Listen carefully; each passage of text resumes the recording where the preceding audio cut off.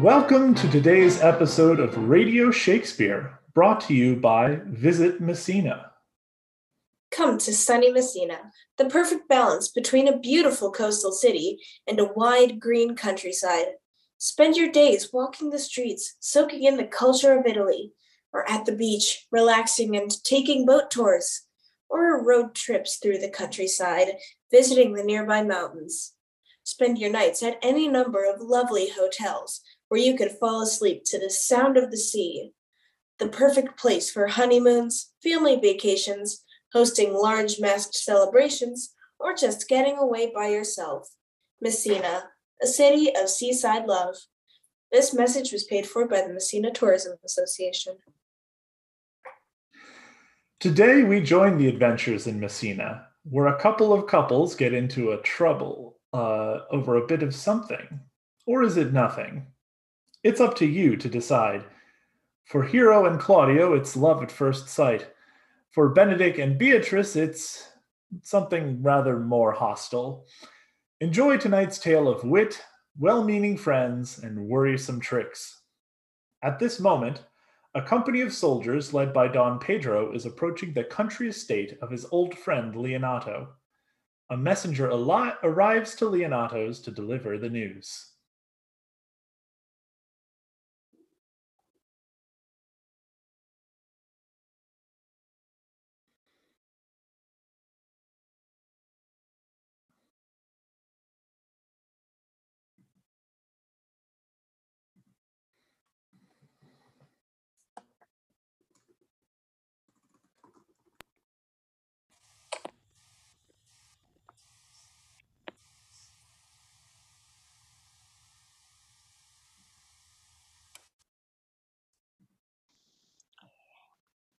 I learn in this letter that Don Pedro of Aragon comes this night to Messina. He's very near by this. He was not 3 leagues off when I left him. How many gentlemen have you lost in this action? But few of any sort, and none of name. I find here that Don Pedro hath bestowed much honor on a young Florentine called Claudio. Much deserving on his part, doing in the figure of a lamb the feats of a lion. Pray you, is Signor Montanto returned from the wars or no? My cousin means Signor Benedict of Padua. He is in the company of the right noble Claudio. Oh Lord, he will hang upon him like a disease. God help the noble Claudio. If he have caught the Benedict, it will cost him £1,000 ere he be cured. Don Pedro is approached.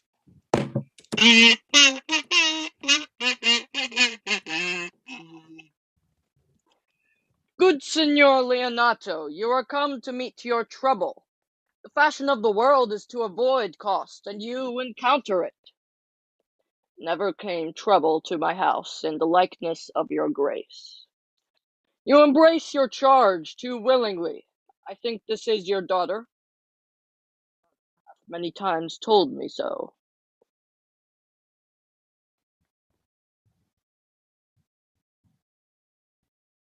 She would not have his head on her shoulders for all Messina, as like him as she is. I wonder that you will still be talking, Signor Benedict. Nobody marks you. What, my dear Lady Disdain, are you yet living? Is it possible Disdain should die while she hath such meat food to feed it as Signor Benedict? Courtesy itself must convert to disdain if you come in her presence. Then is courtesy a turncoat. But it is certain that I am loved of all ladies, only you excepted. And I would I could find in my heart that I had not a hard heart, for truly I love none. A dear happiness to women. They would else have been troubled with a pernicious suitor. I thank God in my cold blood I am of your humor.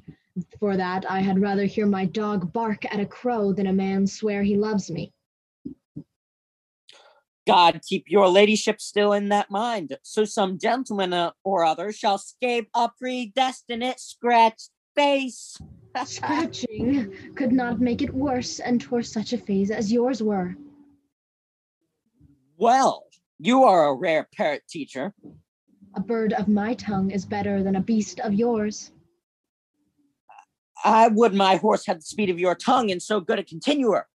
But keep your way of God's name. I have done. You always end with a jade's trick. I know you of old. Don Pedro, his soldiers, and the ladies go in, leaving Claudio and Benedict in the courtyard. Claudio just has to get something off of his chest. Benedict, didst thou note the daughter of Signor Leonato? Would you have me, after my custom, as being a professed adherent to their sex? No, I pray thee speak in sober judgment. Why, in faith, methinks she's too low for a high praise, too brown for a fair praise, and too little for a great praise. Thou thinkest I am in sport. I pray thee, tell me truly how thou likest her. Would you buy her that you inquire after her? In mine eyes, she is the sweetest lady that ever I looked on. I hope you have no intent to turn husband. Have you?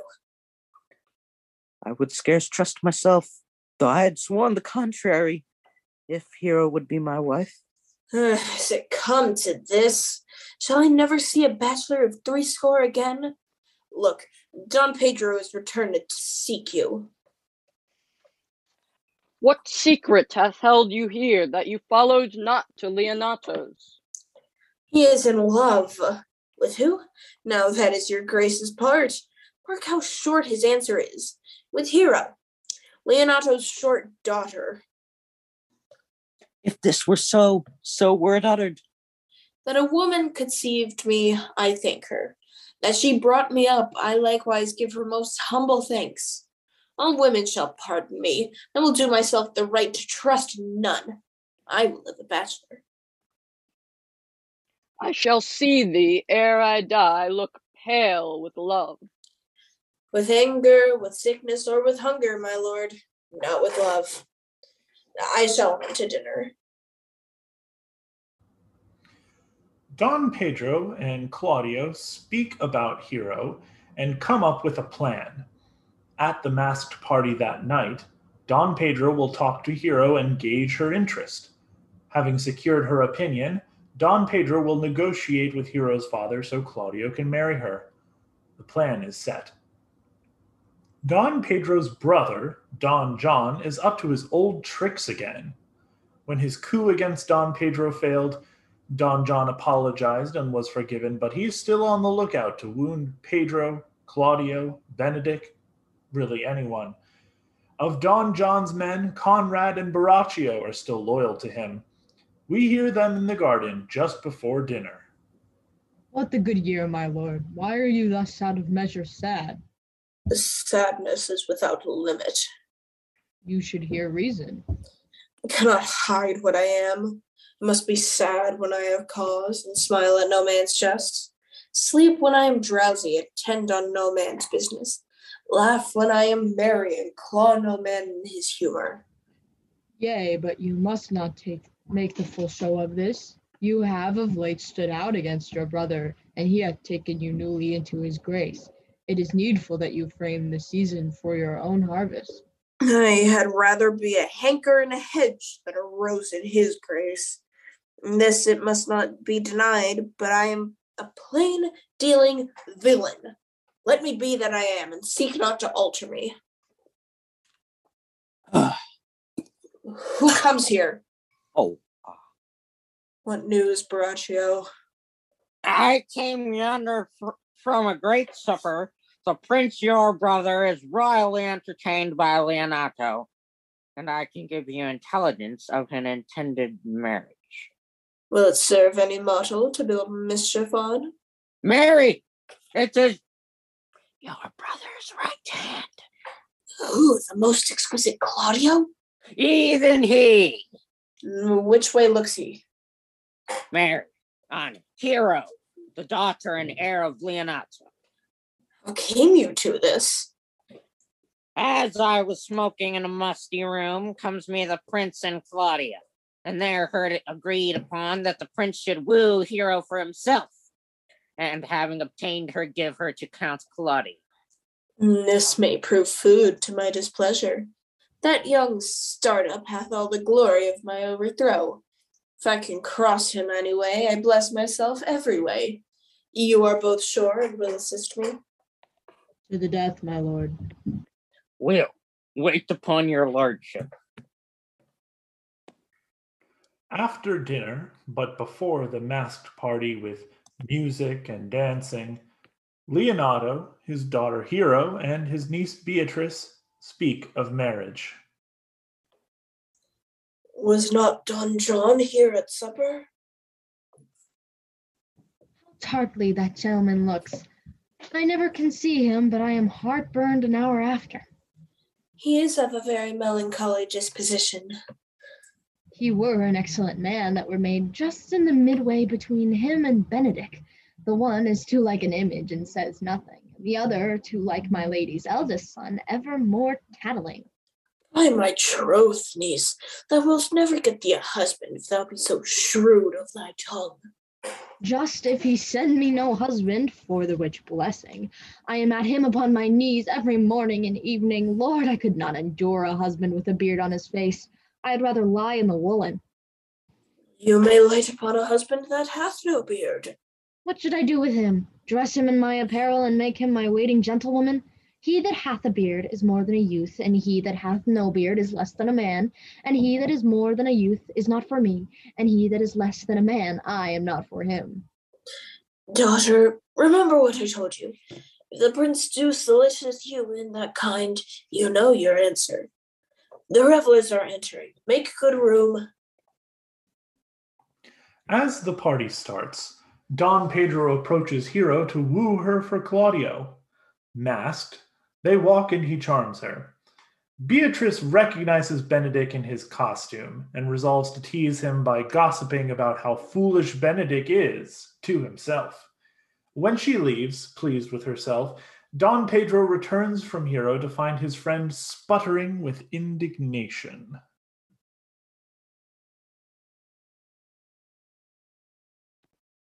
I see the Lady Beatrice hath a quarrel to you.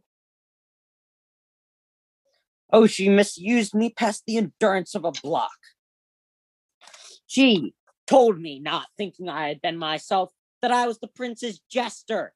I would not marry her, though she were endowed with all that Adam had left him before he transgressed. Come, talk not of her. I would to God some scholar would conjure her, for certainly while she is here, a man may live as quiet in hell as in a sanctuary. Look, here she comes. Will your grace command me any service to the world's end? I will go on the slightest errand now to the antipodes that you can devise to send me on, rather than hold 3 words conference with this harpy. You have no employment for me?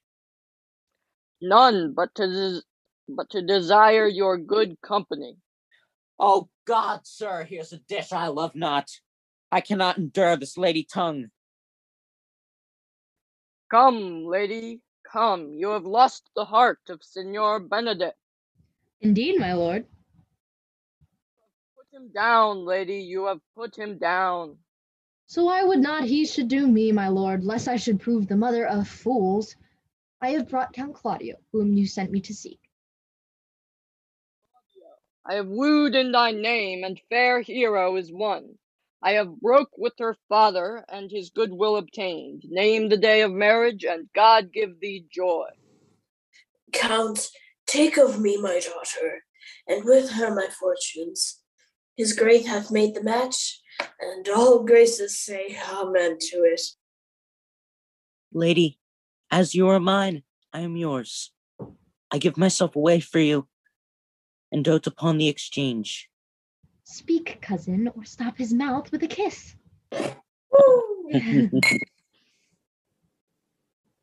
In faith, lady, you have a merry heart. Yea, my lord, I thank it. Poor fool, it keeps on the windy side of care. My cousin tells him in his ear that he is in her heart. And so she doth. Good Lord for alliance, thus goes everyone to the world but I. I may sit in the corner and cry hey-ho for a husband. Lady Beatrice, I will get you one. I would rather have one of your father's getting. Hath your grace ne'er a brother like you? Your father got excellent husbands if a maid could come by them. Will you have me, lady? No, my lord, unless I might have another for working days. Your grace is too costly to wear every day, but I beseech your grace pardon me. I was born to speak all mirth and no matter. Your silence most offends me, and to be merry best becomes you, for out of question you were born in a merry hour.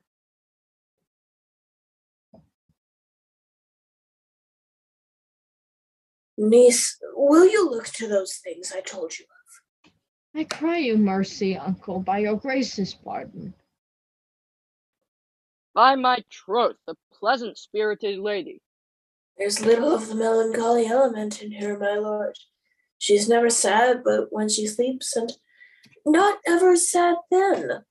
For I have heard my daughter say she hath oft dreamt of unhappiness and waked herself with laughing. She cannot endure to hear tell of a husband. Oh, by no means. She mocks all her wooers out of suit.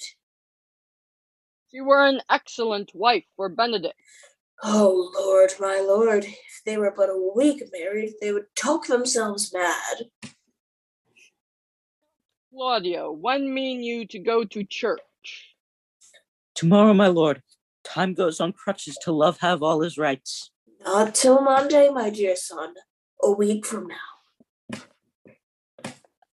Come, you shake the head at so long a breathing. But I warrant thee, Claudio, the time shall not go dully by us. I will, in the interim, undertake one of Hercules' labors, which is to bring Signor Benedict and the Lady Beatrice into a mountain of affection, the one with the other. If you three will but minister such assistance as I shall give you direction. My lord, I am for you. And I, my lord. And you too, gentle hero? I will do any modest office, my lord, to help my cousin to a good husband. I will teach you how to humor your cousin, that she shall fall in love with Benedict, and I, with your two helps, will so practice on Benedict, that in despite of his quick wit and his queasy stomach, he shall fall in love with Beatrice.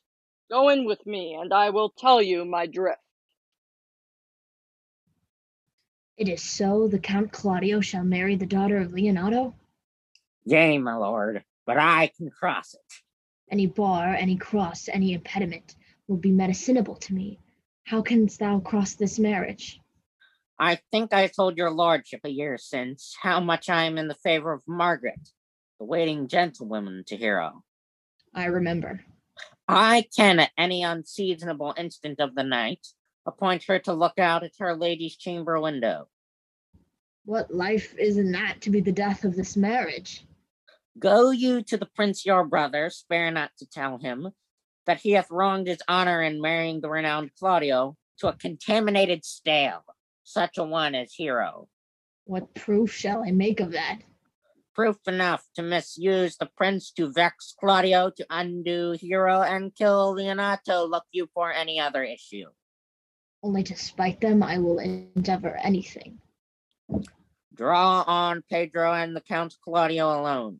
Tell them that you know that Hero loves me. They will scarcely believe this without trial. Offer them instances which shall bear no less likelihood than to see me at her chamber window, hear me call Margaret Hero. In the meantime, I will so fashion the matter that Hero shall be absent, and there shall appear such seeming truths of Hero's disloyalty. Be cunning in working this, and thy fee is 1,000 ducats. Be thou constant in the accusation, and my cunning shall not shame me.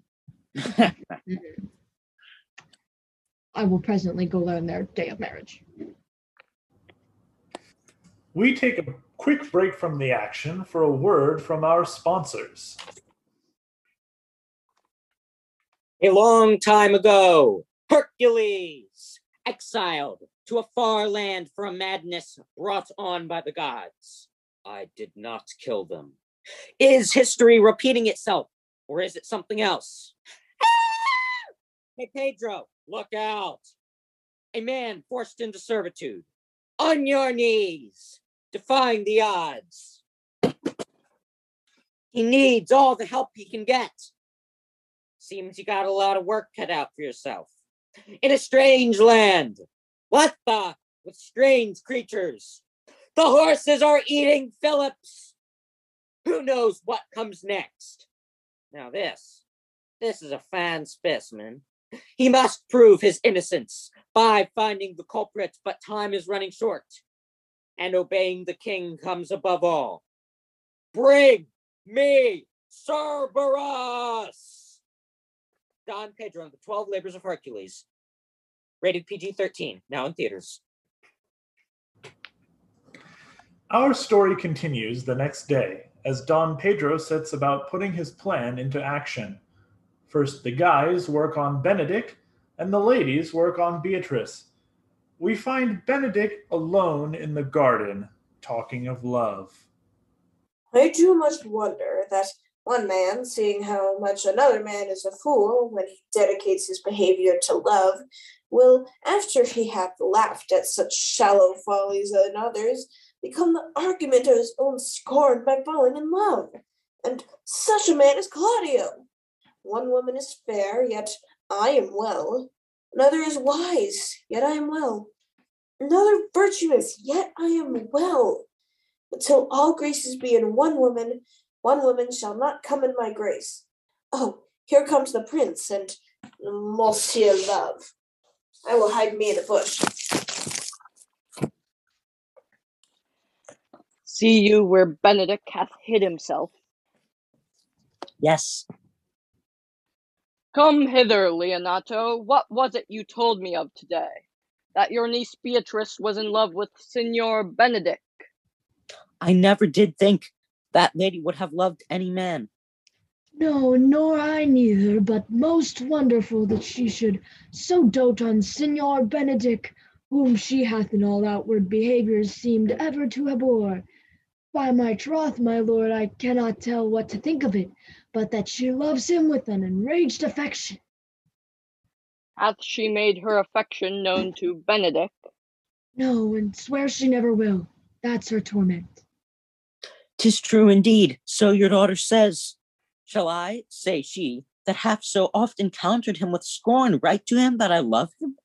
When she is beginning to write to him, for she'll be up 20 times a night, and there will she sit in her smock till she have writ a sheet of paper. Having writ the paper, she then rends the letter into 1,000 pieces, and rails at herself that she should be so immodest to write to one that she knew would flout her. Huh? Bless you. I would she had bestowed this dotage on me. I pray you tell Benedict of it, and hear what he will say. Were it good, think you? Hero thinks surely she will die if he love her not, and she will die if he woo her. She doth well if she should make tender of her love. 'Tis very possible he'll scorn it. Well, I am sorry for your niece. Shall we go see Benedict and tell him of her love? Never tell him, my lord. Let her wear it out with good counsel. Well, we will hear further of it by your daughter. Let it cool the while. And I wish he would modestly examine himself to see how much he is unworthy to have so good a lady. Oh. Will you walk? Dinner is ready. If he do not dote on her upon this, I will never trust my expectation. Let there be the same net spread for her, and that must your daughter and her gentlewoman carry. Oh, let us send her to call him into dinner. Can be no trick. The conference was sadly born. But it can they have the truth of this from Hero. Love me? Why, it must be requited. When I said I would die a bachelor, did not think I should live till I were married. The gentleman's job done, it's time for the ladies to do their part. Hero, Margaret, and Ursula prepare to play the same trick on Beatrice. According to Hero's plan, Margaret sends Beatrice out to the garden, where Hero and Ursula share the news of Benedict's love for her and talk up all his good parts. Once they see Beatrice is hidden, Hero turns to Ursula and says, No, truly, Ursula, she is too disdainful. I know her spirits are as coy and wild as haggards of the rock. But are you sure that Benedict loves Beatrice so entirely? So says the prince and my neutral lord. And did they bid you tell her of it, madam?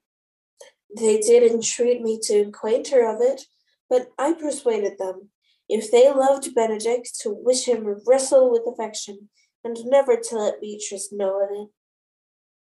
And therefore certainly it were not good she knew his love, lest she make sport at it. Why, you speak truth. I never yet saw man, how wise, how noble, how young, how rarely featured, but she would spell him backward. Sure, such carping is not commendable. No, not to be so odd, and from all fashions as Beatrice is, cannot be commendable, but who dares tell her so? Yet tell her of it, hear what she will say. No, rather I will go to Benedict and counsel him to fight against his affection. Oh, do not do your cousin such a wrong, having so swift and excellent a wit, as she is praised to have, as to refuse so rare a gentleman as Signor Benedict. Indeed, he hath an excellent good name. His excellence did earn it ere he had it. When are you married, madam? Why, every day tomorrow. Come, go in, I'll shew thee some attires, and have thy counsel, which is best to furnish me tomorrow. We have caught her, madam? If it proves so, the loving goes by haps. Some cupids kill with arrows, and some with traps. Fire is in mine ears. Can this be true? Stand I condemned for pride and scorn so much? Contempt, farewell, and maiden pride, adieu. And Benedict, love on, I will requite thee, taming my wild heart to thy loving hand. If thou dost love, my kindness shall incite thee to bind our loves up in holy band. Both traps are set and sprung. Beatrice and Benedict are starting to see each other differently. Dinner is over, and Don Pedro and Claudio are walking about, where they are approached by Don John. My lord and brother, God save you. What's the matter? Means your lordship to be married tomorrow? You know he does. I know not that, when he knows what I know. If there be any impediment, I pray you discover it. I came hither to tell you.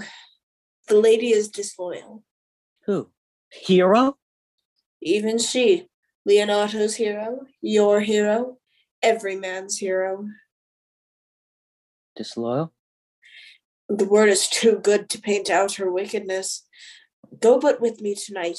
You shall see her chamber or window entered, even the night before her wedding day. If you love her, then tomorrow wed her. But it would be better fit, your honor, to change your mind. May this be so? I will not think it. If you will follow me, I will show you enough. And when you have seen more and heard more, proceed accordingly. If I see anything tonight, why, I should not marry her tomorrow in the congregation, or I should wed, there I will shame her. And as I wooed for thee to obtain her, I will join with thee to disgrace her. I will disparage her no farther, till you are my witnesses. Bear it coldly but till night, and let the issue show itself. About Messina, there are all kinds of characters. Now we meet the watchman of the town, the chief of the watch, Dogberry, his right-hand man, Verges, and the eager George Seacole. With all the guests, soldiers, and wedding preparations, they are working extra hard to keep the peace. Well, give us our charge, neighbor Dogberry. First, who think you the most desertless man to be constable? George Seacole, for he can read and write. Come hither, neighbor Seacole. God hath blessed you with a good name. To be a well-favored man is the gift of fortune, but to write and read comes by nature. Master Constable. For it is your thought here to be the most senseless and fit man for the constable of the watch. Therefore bear you the lantern. This is your charge. You shall comprehend all men. You are to bid any man stand in the prince's name. How if they will not stand? Why then take no note of him, but let him go, and presently call the rest of the watch together, and thank God you are rid of a knave. If they will not stand when he is bidden, he is none of the prince's subjects. True, and they are to meddle with none but the prince's subjects. You shall also make no noise in the streets, for the watch to babble and talk is most tolerable, and not to be endured. We will rather sleep than talk. We know it belongs to a watch. One word more, honest neighbors. I pray you watch about Signor Leonato's door, for the wedding being there tomorrow, there is a great coil tonight. Adieu, be vigilant, I beseech you. Well, masters, we hear our charge. Let us go sit upon the church bench till 2, then all to bed. What, Conrad? Now forward with thy tale. Brace and masters, yet stay close. Therefore, no, I have earned a Don John 1,000 ducats. Is it possible that any villainy should be so dear? Thou shouldst rather ask if it were possible any villainy should be so rich. For when rich villains have need of poor ones may make what price they will. Be still. Didst thou not hear noise? No, 'twas the vane on the house.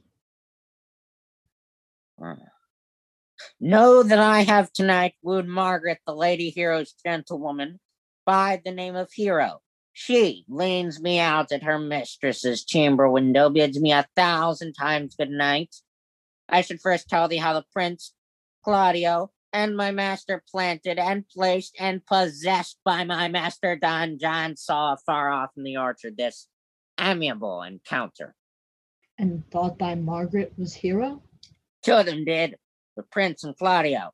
But the devil my master knew she was Margaret. Away went Claudio in rage, swore he would meet her as he was appointed next morning at the church, and there, before the whole congregation, shame her with what he saw her night and send her home again without a husband. We charge you in the prince's name. Stand. Call up the right master constable. We have here recovered the most dangerous piece of lechery. Masters. Masters, never speak. We charge you. Let us obey you to go with us. We are like to prove a goodly commodity, being taken up with these men. A commodity in question, I warrant you. Come, we'll obey you. It's the wedding day. All are dressed and ready, waiting for the ceremony to start. There is a sense of tension and anticipation in the air. The wedding march plays. Hero and Leonato walk down the aisle where Claudio stands with Pedro. The friar begins.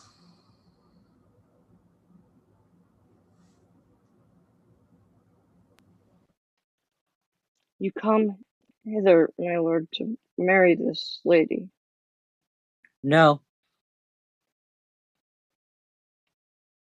To be married to her, friar. You come to marry her. Lady, you come hither to be married to this count. I do. If either of you know any inward impediment, Why, you should not be conjoined. I charge you on your souls to utter it. Know you any hero? None, my lord. Know you any count? I dare make his answer, none. Oh, what men dare do, what men may do, what men daily do. Will you with free and unconstrained soul give me this maid your daughter? As freely, son, as God did give her me? And what have I to give you back, whose worth may counterpose this rich and precious gift? Nothing, unless you render her again. There, Leonato, take her back again. Give not this rotten orange to your friend. She's but the sign and semblance of her honor. What do you mean, my lord? Let me just but move one question to your daughter, and bid her answer truly. I charge thee do as thou art my child. What man was he? Talked with you yesternight, out at your window betwixt 12 and 1. Now, if you are a maid, answer to this. I answered no man. I talked with no man at that hour, my lord.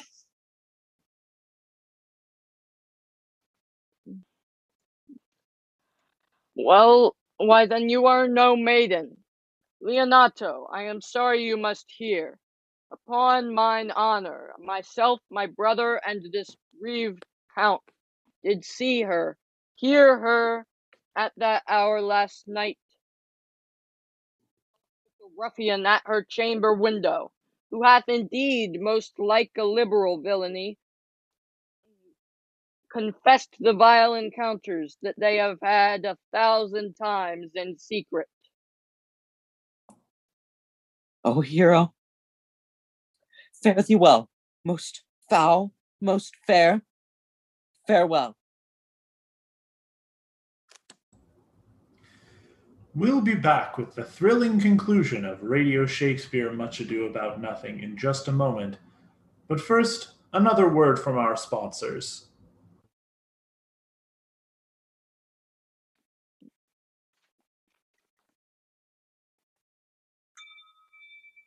Tone therapy. Tones are hypnotic. Hypnosis is healing.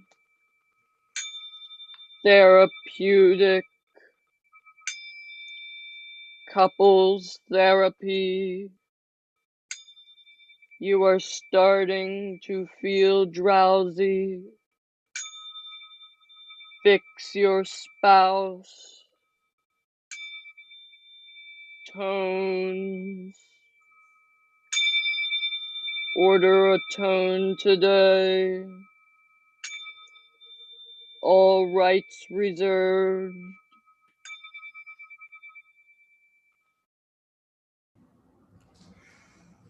Under the shock of Claudio and Don Pedro's accusations, Hero faints.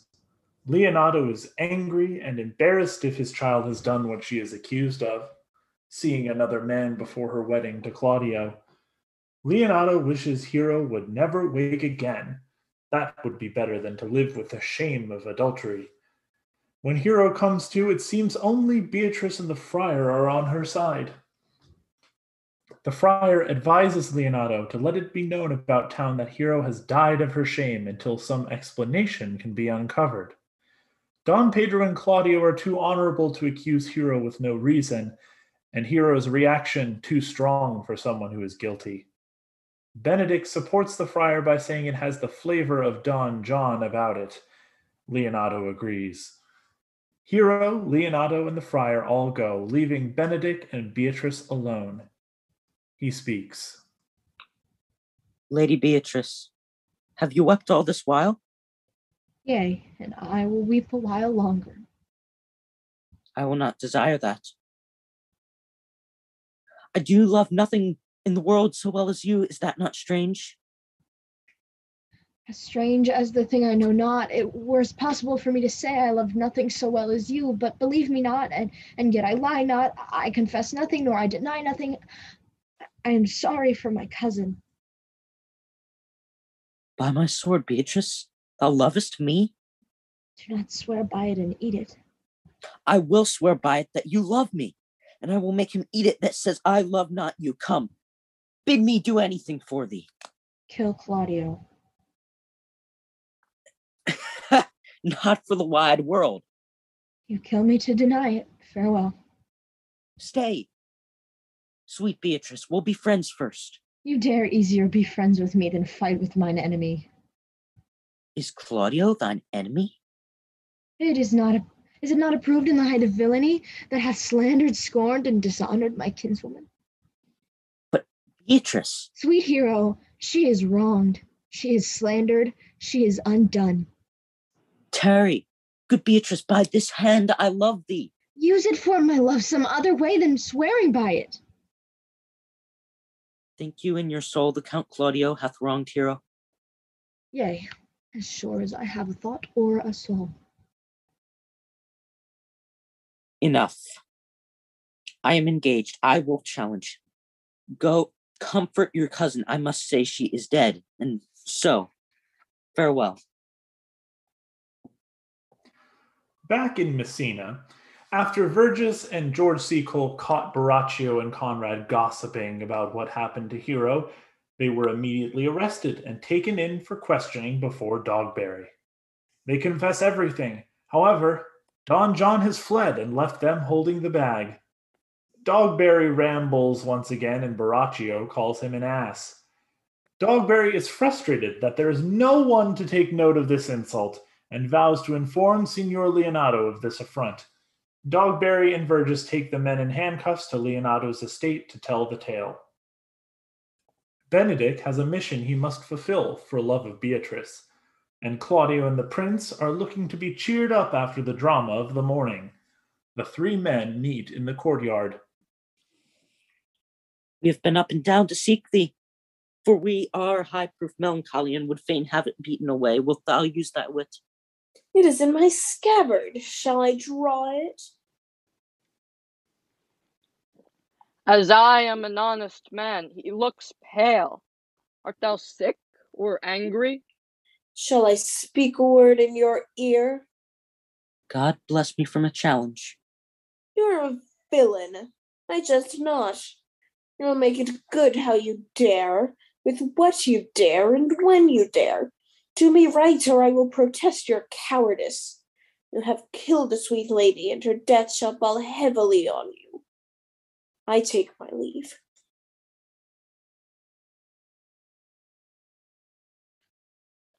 He is in earnest. In most profound earnest, and I'll warrant you for the love of Beatrice. And hath challenged thee. Most sincerely. Come.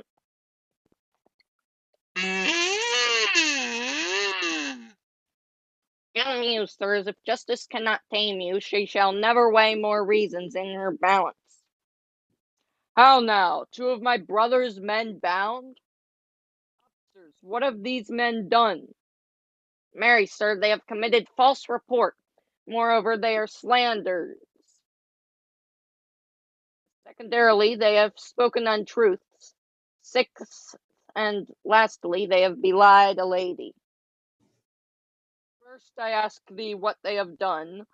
Thirdly, I ask thee what's their offense. Sixth and lastly, why they are committed, and, to conclude, what you lay to their charge.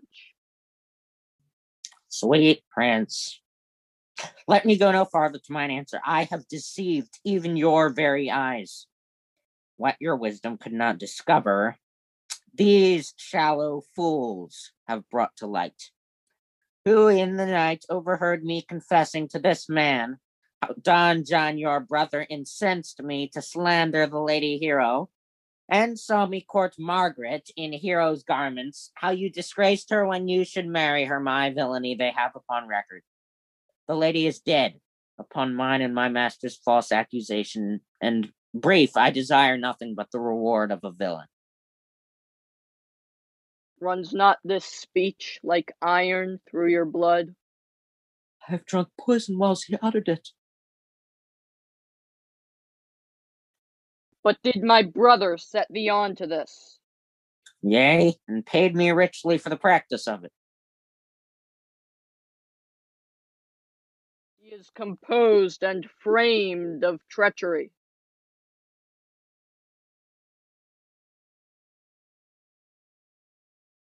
And fled he is upon this villainy. Sweet hero, now thy image doth appear in the rare semblance that I loved at first. Come, bring away the plaintiffs. By this time our sexton hath reformed Signor Leonato of the matter. And, masters, do not forget to specify when time and place shall serve that I am an ass. Here comes Master Signor Leonato. Which is the villain? Which of these is he? If you would know your wronger, look on me. No, not so, villain. Thou beliest thyself. Here stand a pair of honorable men, a third is fled that had a hand in it. I thank you, princes, for my daughter's death. I know not how to pray your patience. Yet I must speak. Choose your revenge yourself. Impose me to what penance your invention can lay upon my sin. I cannot bid you bid my daughter live. That were impossible. But I pray you both, tomorrow morning come you to my house, and since you could not be my son-in-law, be yet my nephew. My brother hath a daughter, almost the copy of my child that's dead, and she alone is heir to both of us. Give her the right you should have given her cousin, and so dies my revenge. Claudio agrees to Leonato's terms. He will marry the cousin of Hero in the morning. In another part of the house, Benedict has sent a message to Beatrice asking her to meet him. He has something important to say. Sweet Beatrice, wouldst thou come when I called thee? Yea, Signor, and depart when you bid me. Oh, stay but till then. Then is spoken. Fare you well now, and yet ere I go, let me go with that I came, which is with knowing what hath passed between you and Claudio. I will tell thee plainly. Claudio undergoes my challenge, and either I must shortly hear from him, or I will subscribe him a coward. And now tell me, how doth your cousin? Very ill. And how do you? Very ill too. Serve God, love me, and mend.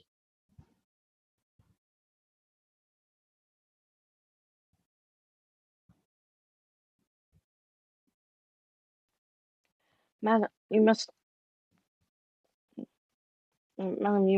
come to your uncle. It's very important. It is proved my lady hero hath been falsely accused. Prince and Claudio mightily abused.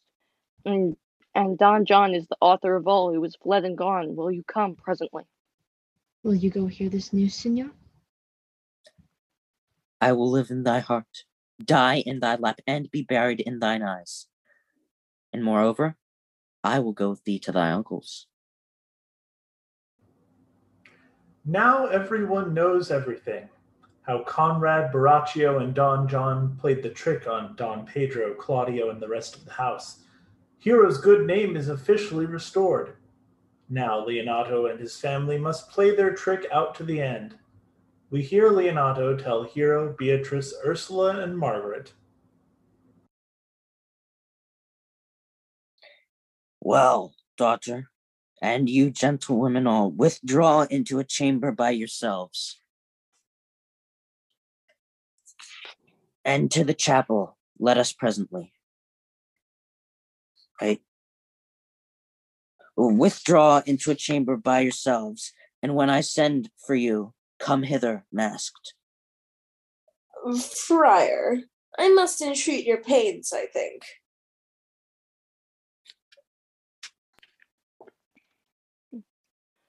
To do what, Signor?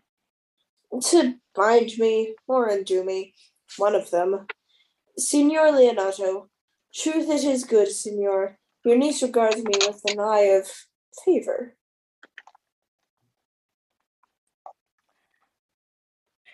That I my daughter lent her, 'tis most true. And I do with an eye of love requite her.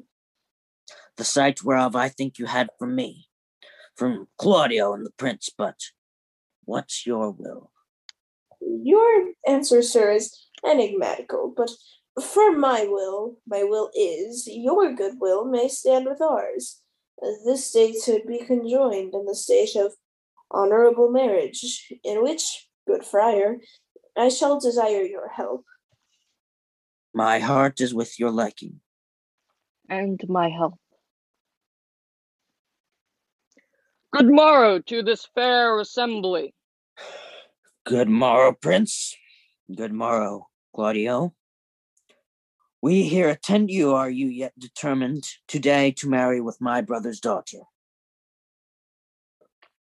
I am. Call her forth, brother. Here is the friar ready. Which is the lady I must seize upon? This same is she, and I do give you her. Why, then she's mine. Sweet, let me see your face. No, that you shall not till you take her hand before this friar and swear to marry her. Give me your hand before this holy friar. I am your husband, if you like with me. And when I lived, I was your other wife. And when you loved, you were my other husband. Another hero? Nothing certainer. When Hero died defiled, but I do live. Surely as I live, I am a maid. The former hero that is dead. She died, my lord, but while her slander lived. All this amazement can I qualify, when after that the holy rites are ended, I'll tell you largely of fair Hero's death. Meantime, let wonder seems familiar, and to the chapel let us presently. Soft and fair friar, which is Beatrice? I answer to that name. What is your will? Do not you love me? Why, no more than reason. Why then your uncle and the prince and Claudio have been deceived. They swore you did. Do not you love me? Troth, no more than reason. Why then my cousin Margaret and Ursula are much deceived, for they swear you did. Come, cousin, I am sure you love the gentleman. And I'll be sworn upon that he loves her, for here's a paper written in his hand, a halting sonnet of his own pure brain, fashioned to Beatrice. And here's another, written my cousin's hand, stolen from her pocket, containing her affection unto Benedict. A miracle. Here's our own hands against our hearts. Come, I will have thee. But by this light I take thee for pity. I would not deny you, but by this good day I yield upon great persuasion, and partly to save your life, for I was told you were in consumption. How dost thou, Benedict, the married man? I'll tell thee what, prince. A college of witcrackers cannot flout me out from my humor, for man is a giddy thing, and this is my conclusion. For thy part, Claudio, I did think to have beaten thee, but in that thou art like to be my kinsman, live unbruised, and love my cousin. Come, we are friends. Let's have a dance.